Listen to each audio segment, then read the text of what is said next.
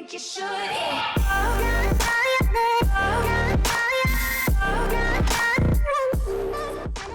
New patch, new meta as per usual, and I think this one is going to be quite interesting. We're going to be seeing a lot of a few things, Bastion being one of them, and a lot of mobility and flankers being the other one. We're probably going to be seeing some dive comps, some stronghold comps. Let's go over it all, making sure you know what you need to going into Season 4. We'll start off with the most obvious and blatant change, and that is Bastion. I made a whole video a while back saying how I thought he was too powerful, and I still do think he's too powerful.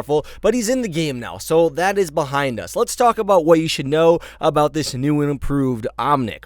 Bastion on defense is going to be a very tough nut to crack, especially on 2CP maps and payload maps where there are strong choke points where teams usually hold at. This means when you're on the attacking team, you're going to be wanting something to counter that. Now, old counters, some of them don't actually work anymore. As I said in my other video, trying to outrange Bastion isn't going to work the best anymore. Widowmaker and Pharah and Hanzo can all chip away at Bastion from very long ranges, but we have to remember it takes now like 5 fully charged shots for Widow to kill.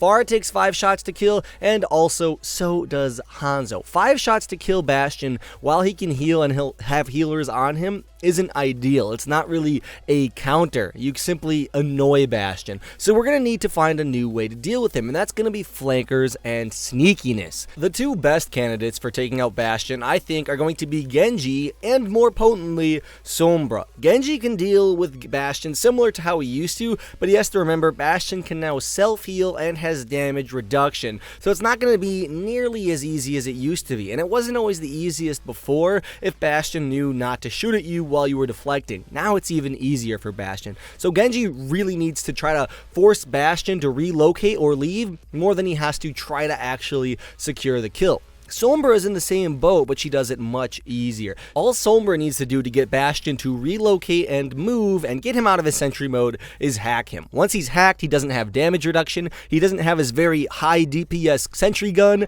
and he is probably forced to relocate, because Sombra can sometimes win the 1v1 against Bastion. If Bastion is being healed or supported, Sombra won't be able to, but when Sombra gets the drop on him, which she usually will, she can usually also secure the kill. So Sombra is going to be an excellent pick against Bastion. You may be wondering though, what about Tracer? Tracer was always not a bad pick against Bastion. She's a flanker, she can get up behind him, and she has high DPS. That is true. Tracer can deal with Bastion, but Tracer also has to be a little bit careful. Tracer can no longer one-shot Bastion with a full clip to his backwards head hitbox when he's in sentry mode, the little blue thing in the back of his head, and she can no longer one-shot him with Pulse Bomb either. These are two significant nerfs to Tracer when it comes to dealing with Bastion. She needs to reload her clip before Bastion receives any heals or turns around and kills her, which is not the easiest thing to do. And if she has a Pulse Bomb, she can no longer just stick and blink away or stick and recall. She needs to stick and then land some shots, or land some shots and then stick the Pulse Bomb, because neither will kill him on its own. So she's going to need to stick around and make herself a little bit more vulnerable to do so. I imagine good Tracers will find a way to make this happen. However, mediocre Tracers and great Bastions are going to make this very difficult. If the Bastion is a very good player, he will probably know how to deal with a pretty good Tracer. That's more of a skill matchup in my opinion there, more than it used to be a Tracer wins this matchup. So just keep that in mind when you're trying to counter Bastion. Now, Bastion isn't the only thing we're going to be seeing. I imagine Bastion is going to be paired with a Soldier 76 a lot of the time. When you have a double hit scan like that can output a solid amount of damage, it's really going to be hard to pass that up. Why would you run anything else when you can run a very versatile and very high damage, very hard to kill comp that consists of Bastion and Soldier 76? Well, they're probably not going to. On defense, you're going to see a lot of this. So on the attacking team, you might start seeing something more of a dive comp. Now, dive comps are something that have been coming and going throughout the lifespan of Overwatch, and basically consists of diving into the enemy team with heroes like Genji, Winston, Zarya to put bubbles on them, sometimes a Zenyatta to put Orbs of Harmony on them, as well as maybe a Tracer. People that just jump into the enemy team, kill the crucial targets like Bastion or healers, and then get out hopefully safely, or get out with a numbers advantage. Maybe some people die in the process, but you killed more valuable targets. So that's how the dive comp essentially works. Given that teams will probably no longer be running 3 tanks, they'll be running either 2 or occasionally 1, this dive comp can be very effective if you know how to use it. Just be aware of one thing, and that is teams sometimes don't coordinate well with dive comps. If you're solo queuing, dive comps can be hard to pull off. You should definitely communicate with your team and discuss the dive comp before you actually go with it. If you're playing with a few friends, it can work a lot better. Given the emergence of dive comp and Bastion, I'd like to present Zenyatta as a very powerful support right now in the meta. Zenyatta has always been pretty good, but he's been outclassed by both Lucio and Ana, and he hasn't really seen much play in the more recent seasons. But now, with the emergence of Bastion and dive comp, he can do very well. In dive comp, he can throw his Orbs of Harmony on people like Tracer, Genji, or even Winston, and against Bastion, he can use his Orb of Discord and basically remove his Ironclad passive. Not entirely, but make it so he takes a lot more damage than he normally would, which can really help you in dealing with a Bastion. On King of the Hill, Lucio is probably still a better pick. I recommend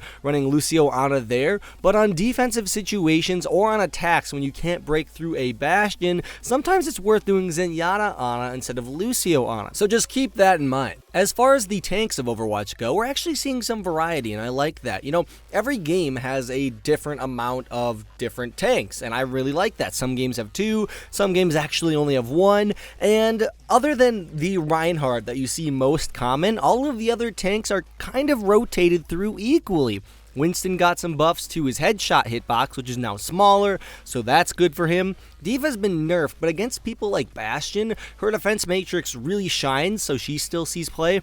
Roadhog, even though he's been nerfed and changed and his hook has been replaced like 2 times, is still a solid pick for just one-shotting squishies that aren't behind a shield, and Zarya is just still a good pick for saving teammates and dealing consistent damage. So I really like the way tanks are going. They're pretty well balanced right now, and I think we're out of the tank meta for sure, even though all the tanks are still very balanced, and I like that. So as far as tanks go, it's going to be actually very situational depending on the game. One thing I forgot to mention when we were talking about Bastion is a nice 2 CP strat where on defense you can run Bastion, Symmetra, and Torbjorn, and the whole goal is to survive the first 2 team fights, sometimes even only the first one, and try to get a Bastion with 450 HP, because then you can first point hold like crazy. You give Bastion some armor from Torbjorn, some shields from Symmetra, and he's got his 35% damage reduction, and he becomes a super unkillable tank with basically the equivalent of a Roadhog's health pool.